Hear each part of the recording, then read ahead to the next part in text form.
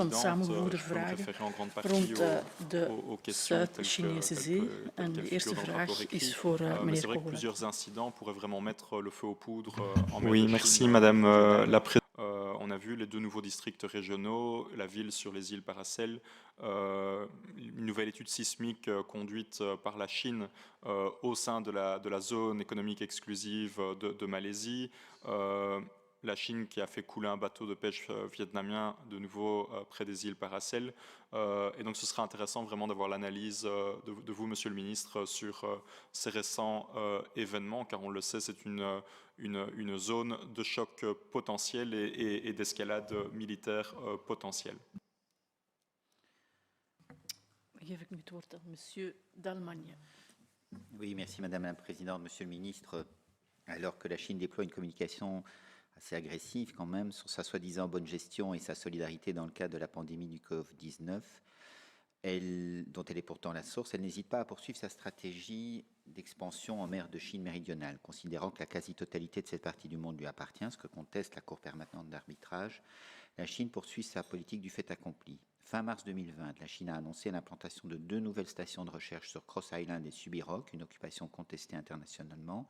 Début avril, les navires de la police maritime chinoise ont agressé des pêcheurs vietnamiens opérant dans leur zone économique exclusive. Ils ont coulé un bateau de pêche et emprisonné 8 pêcheurs vietnamiens. Le 18 avril, le gouvernement chinois a approuvé la création de 2 districts de Shisa et Nansha, relevant de la ville de Sansha, créés antérieurement sur l'île de Wiao Di, et englobant ainsi administrativement les îles Paracel et Spartley, dont le Vietnam revendique pourtant pour une grande part la souveraineté.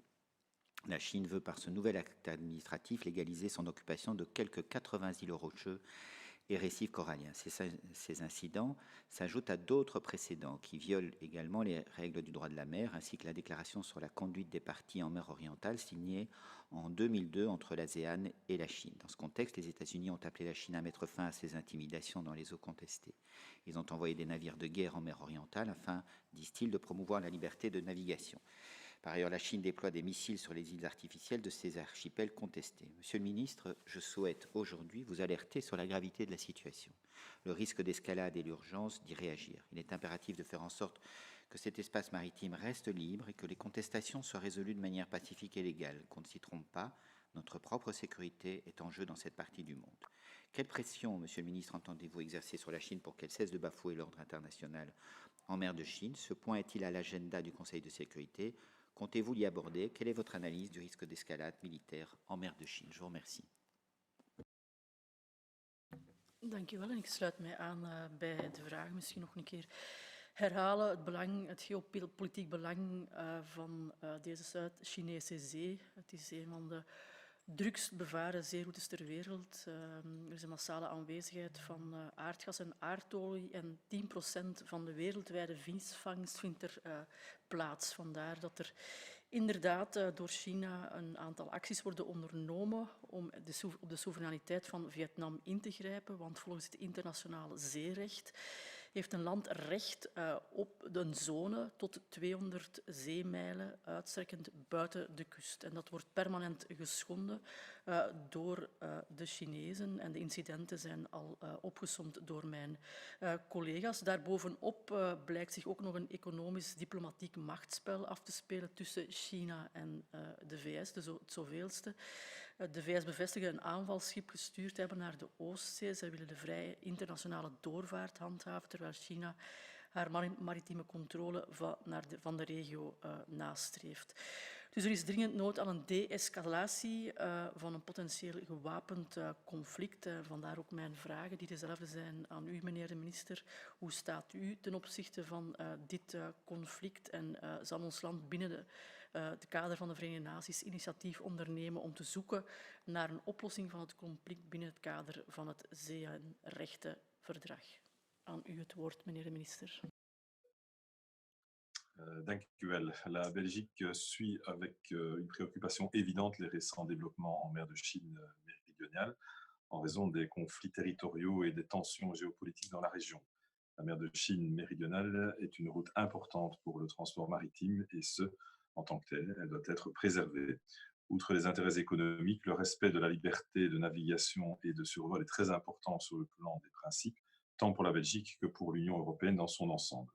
Des négociations entre la Chine et l'ASEAN en vue de la conclusion d'un code de conduite relatif à la mer de Chine méridionale ont débuté en mars 2018. Des sessions de négociation devraient encore être organisées cette année. Ces négociations et la conclusion éventuelle d'un COC n'élimineront pas immédiatement les causes à l'origine des tensions dans la région, notamment les revendications en matière de souveraineté territoriale. Néanmoins, l'intérêt de ce processus réside dans le dialogue et les mesures de confiance que les parties concernées peuvent adopter dans ce cadre.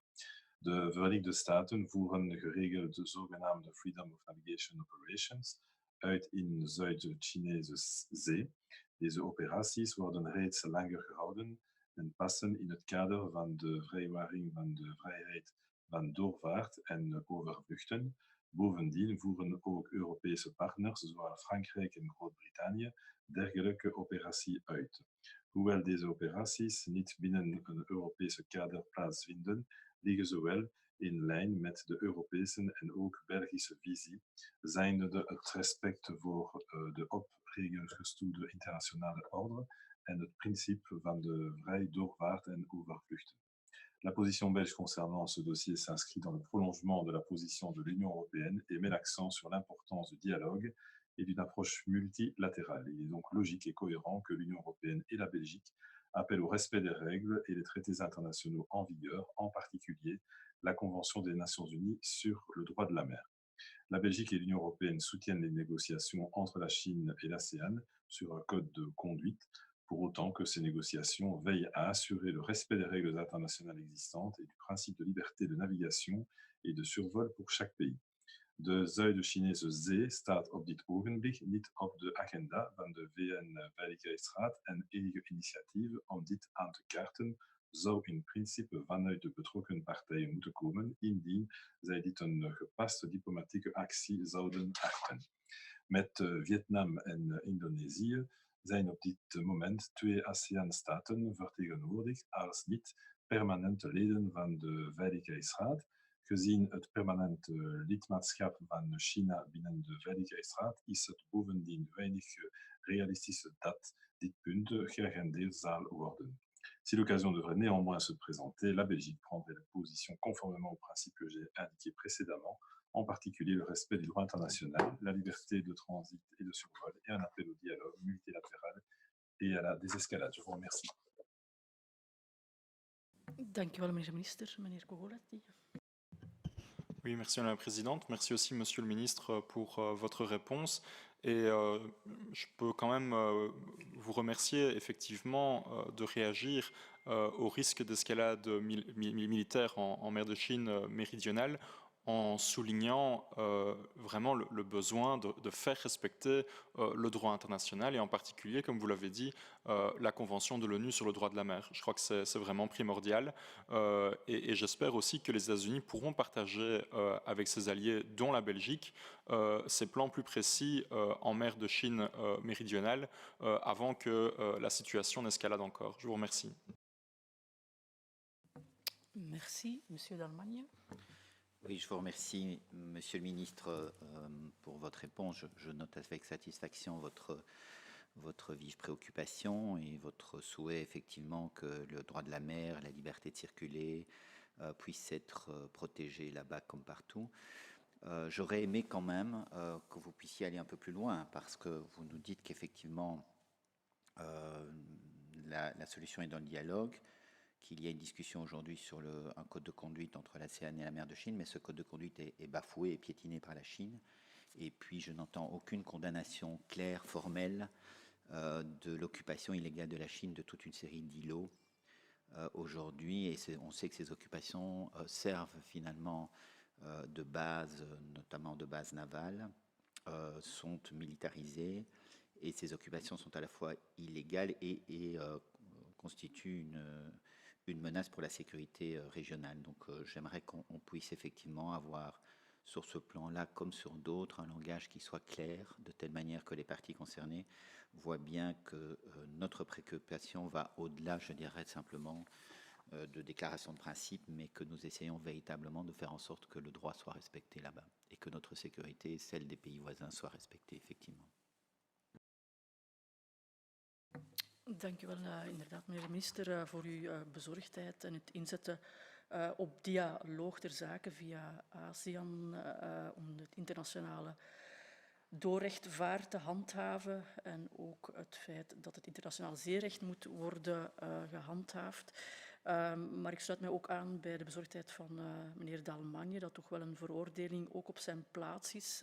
De Chinezen treden ook tijdens deze COVID-crisis nogal expansionistisch op. Kijk maar naar wat er gebeurt met de veiligheidswet in Hongkong. En ook in april zijn deze incidenten gebeurd in de Zuid-Chinese Zee.